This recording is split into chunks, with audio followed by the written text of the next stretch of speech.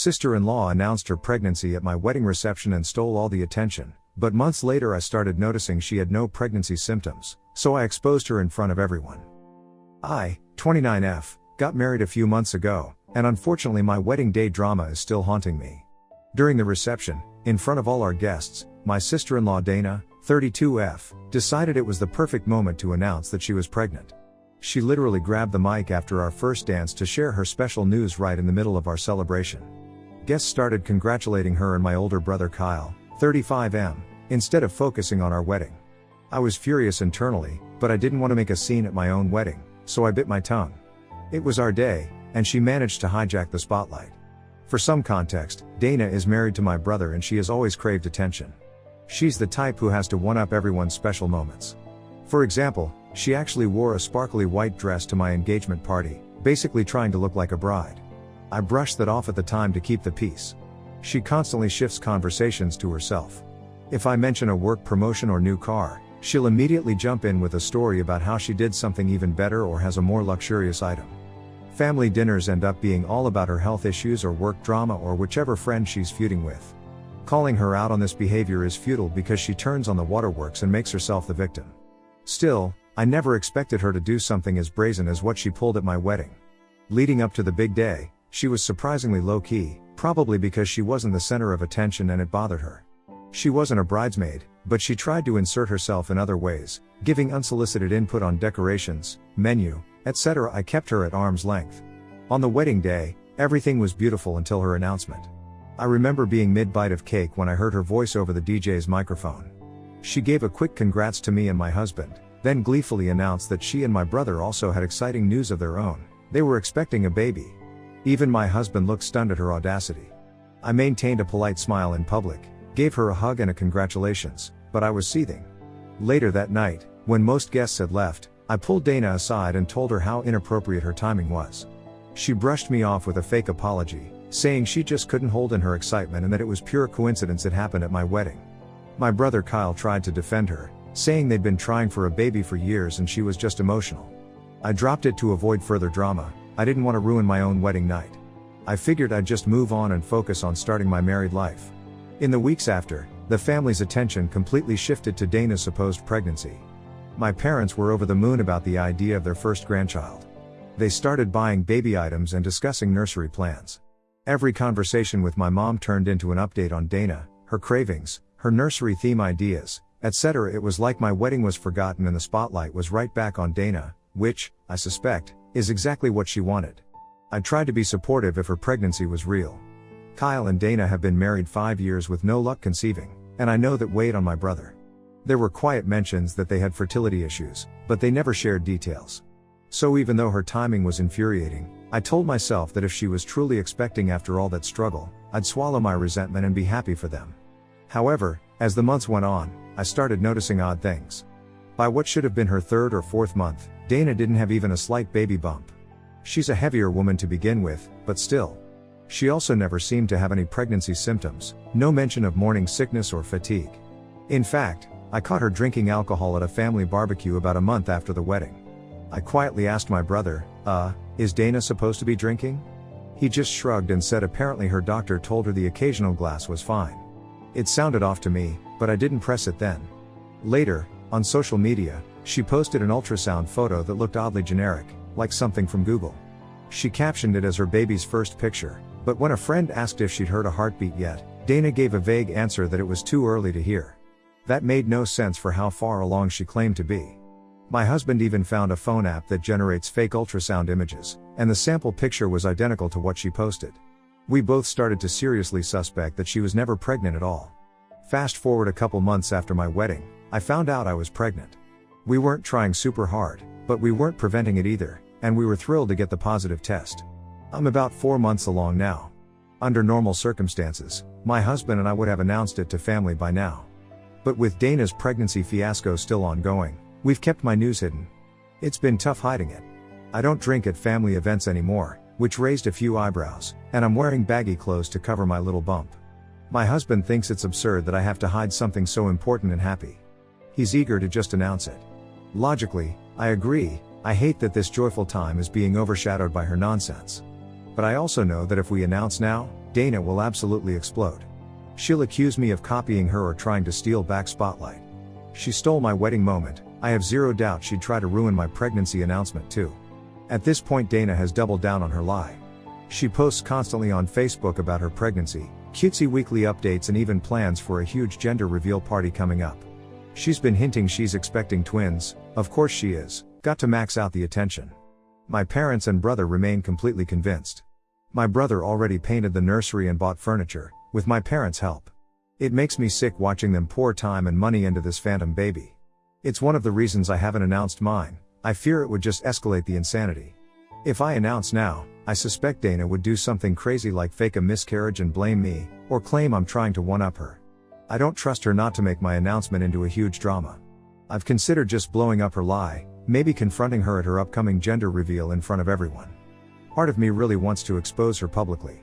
But I worry I'll come off as the villain if I handle it wrong, and if by some microscopic chance she isn't lying. I'm 99% sure she is, but still, I'd be ruining a genuine pregnancy announcement. My husband and a couple close friends who know the situation think I should just announce my pregnancy and not care about her reaction. They say her house of cards will collapse soon enough anyway. Maybe they're right.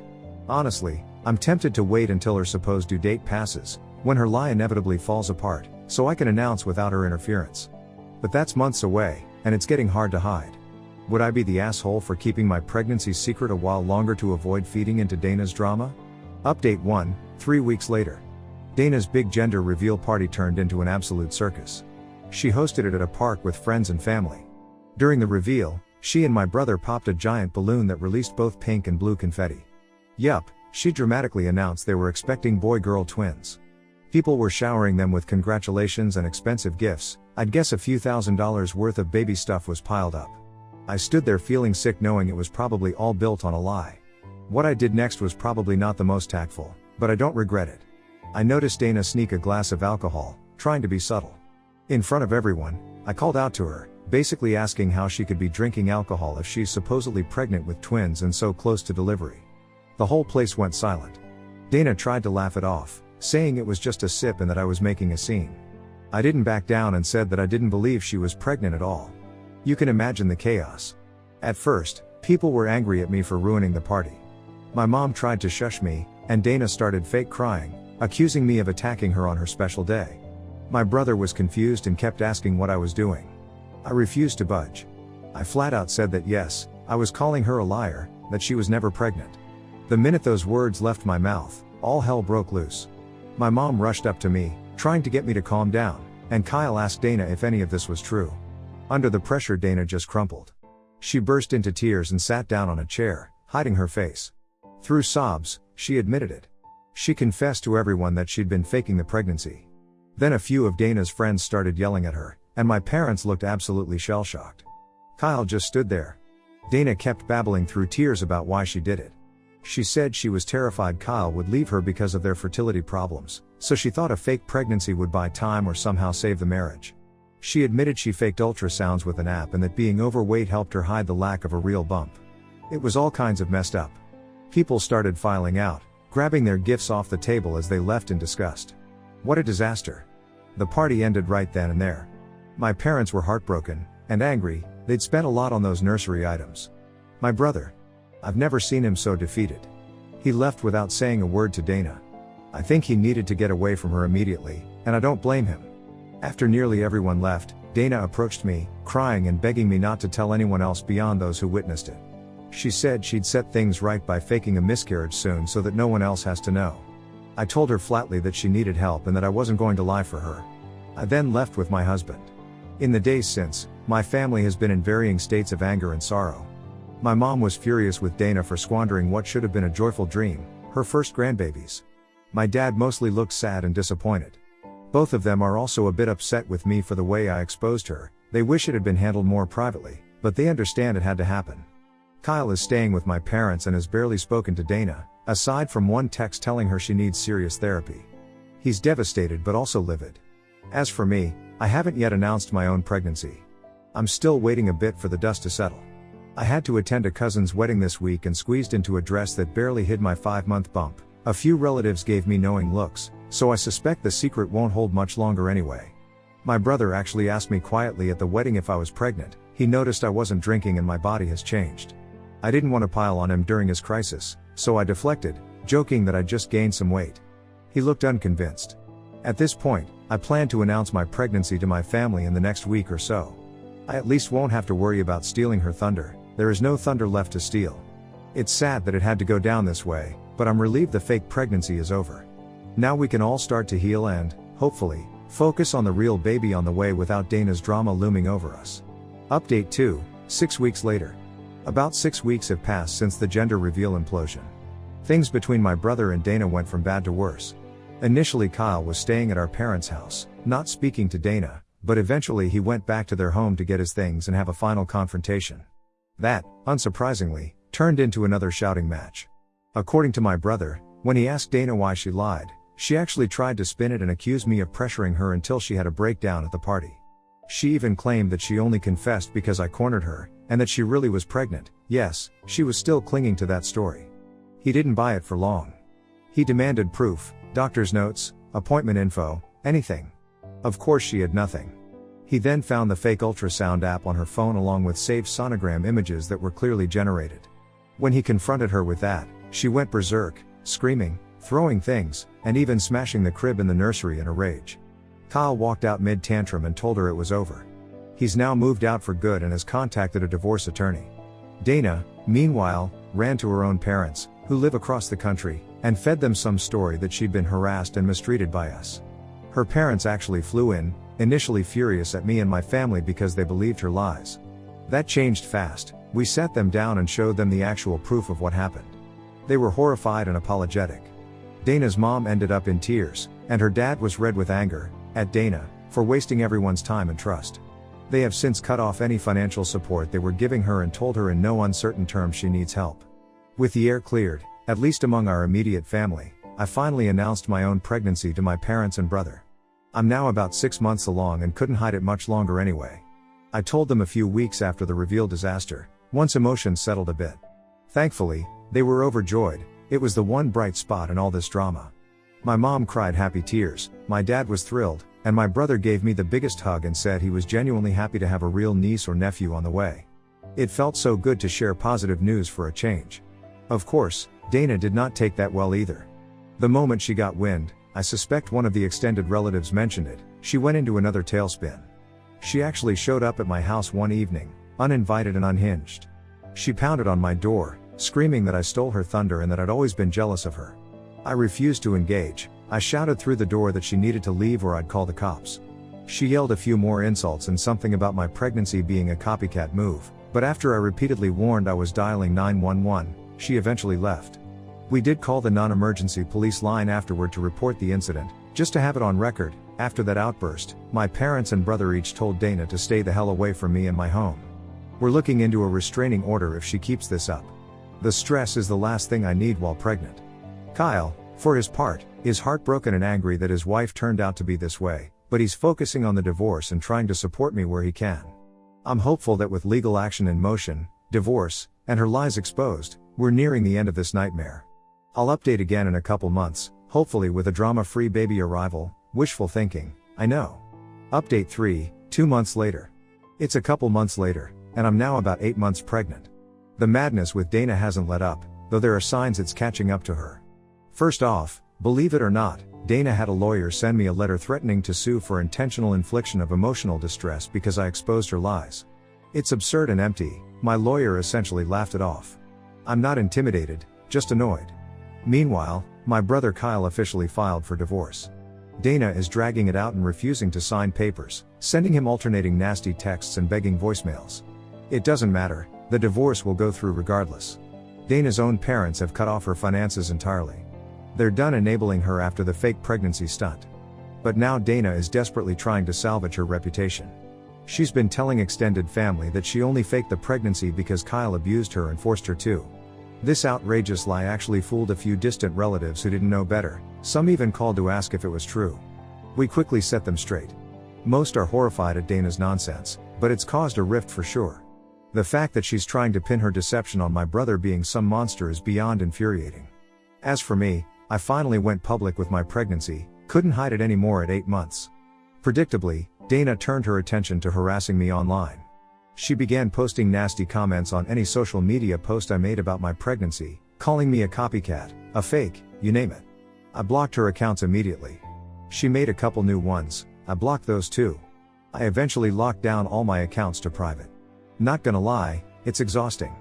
The biggest drama recently came at my baby shower last week. Of course, we did not invite Dana, but she found out when and where it was, likely through a relative who innocently mentioned it. In the middle of the gift opening, she barged in. She started ranting that she had a right to be there because she's family, and that we all cut her out. She was yelling like a maniac, in front of all my friends and relatives. We were prepared, thankfully. A couple of my cousins and one of my husband's friends, a big guy, immediately intercepted her, and we actually had an off-duty cop friend at the door, just in case, escorted her right out before she could do more than make a 30-second scene. Still, it was upsetting. If that wasn't bad enough, after the party we discovered that all the gifts from my shower had been stolen out of my husband's locked truck. Someone broke a window and took every last present. We filed a police report, but no surprise, no solid evidence. I have zero doubt in my mind that Dana was behind it, given the timing and her spitefulness. But without proof, there's not much we can do except fume. My family and friends have been incredibly kind, rallying to replace a lot of the items, but still I feel bad. At this point, my family and I are taking extra precautions. We're documenting every harassing message and incident. We've installed security cameras at our house. I'm due to give birth soon, and I've even warned the hospital to not allow any unexpected visitors. It's sad that we have to live like this, but we're dealing with someone who has no boundaries. I truly hope this is the final stretch of Dana's craziness. I'm trying to focus on the imminent arrival of my baby and not let her ruin any more of this experience. I'll update again after the baby comes, and hopefully with better news, or no news, which would be fine by me at this point. Update 4, 1 week later. Our baby girl arrived, and she's healthy and beautiful. I wish I could say that was the end of the insanity, but of course Dana managed to inject herself into this moment too. On the very day I gave birth, Dana went on social media to claim that she had a tragic stillbirth. Remember, she was never pregnant, yet she publicly announced she lost her imaginary babies, and then blatantly blamed me for it. Dana wrote that stress caused by certain family members, clearly meaning me, led to her loss. It was a lie. As a result, a few people, those still unaware of the truth, bombarded me with hateful messages while I was in the hospital recovering. Imagine reading texts calling you a baby killer right after you've given birth. My husband and mom quickly intervened, informing everyone that Dana was never actually pregnant and that I obviously hadn't caused her any harm. Most people immediately realized the reality and apologized to me, but it still cast a shadow over what should have been pure joy. If that wasn't enough, Dana physically showed up at the hospital where I was recovering. We had warned the maternity ward staff about her, so when she tried to come onto the floor insisting she needed to see her niece, security was ready. She caused a huge commotion in the hallway, wailing that she deserved to hold my baby since she lost hers. Hospital security had to escort her out and ban her from the property. I am so grateful we alerted the hospital staff in advance, otherwise she might have burst into my room. On a positive note, Kyle's divorce from Dana was finalized around the same time. He is officially free. He's doing alright, all things considered, and is thrilled to be an uncle. He met his niece at our house shortly after we got home from the hospital. We scheduled his visit for a time we were certain Dana wouldn't be lurking around. He's been cautious about sharing any baby photos on social media, just to avoid provoking Dana further. It's sad we have to think about that, but it's the reality for now.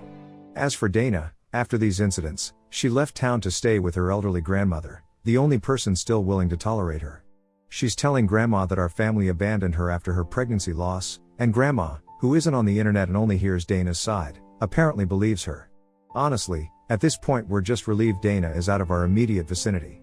I have no interest in disabusing Grandma of Dana's sob story if it means that sweet woman will keep giving Dana a place to stay and keep her away from us.